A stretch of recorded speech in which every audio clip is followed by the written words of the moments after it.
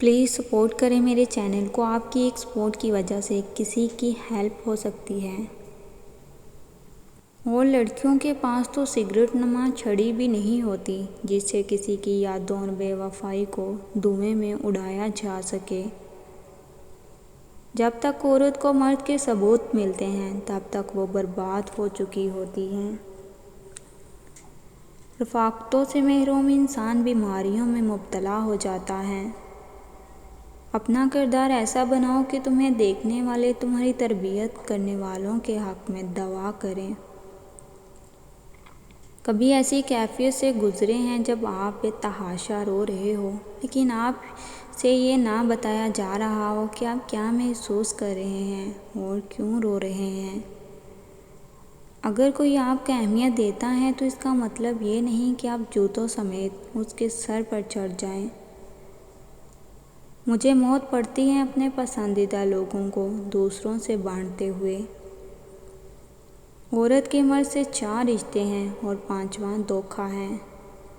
جس عورت کے پاس گفتگو کا اچھا سلیقہ ہے اسے خاموش رہنا چاہیے، کیوں نہ کہ اس کی خوش اخلاقی عاشقوں کو جنم دیتی ہے۔ جیسا مرد ہوگا ویسی ہی عورت ملے گی اور جیسی عورت ہوگا ویسا ہی مرد ملے گا۔ استعمال کرو گے تو واللہ استعمال شدہ ہی پاؤ گے۔ مرد اگر کسی عورت کو پسند آ جائے تو رقص کرے اپنے آپ پر کہ اس کی غلط بات بھی عورت ادا سمجھتی ہے اور مان جاتی ہے۔ ایک لڑکی اندھا اعتماد باپ کے بعد صرف اپنے شوہر پر کرتی ہے۔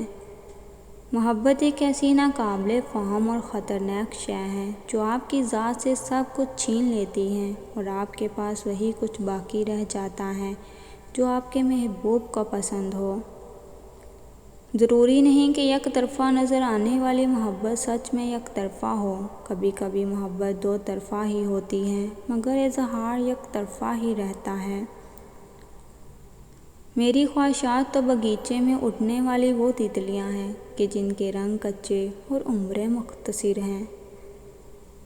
عورت کو یہ ہنر حاصل ہے کہ وہ مرد کو ہر طرح کی موت دے سکتی ہے۔ عورت کی عزت کرو اس لیے نہیں کہ وہ عورت ہے بلکہ یہ ثابت کرنے کے لیے کہ آپ کی تربیت ایک اچھی ماں نے کی ہے۔ حکیم لقمان نے کہا اس مرد کی محبت جھوٹی ہوتی ہے جو عورت سے نکاح نہیں کرتا۔ ٹوٹنے کا مطلب ہمیشہ ختم ہونا نہیں ہوتا، کبھی کبھی ٹوٹنا زندگی کا آغاز ہوتا ہے۔ مرد کو کبھی بھی اپنا جسم پیش نہ کرنا ورنہ وہ عورت کی قدر کرنا ختم کر دے۔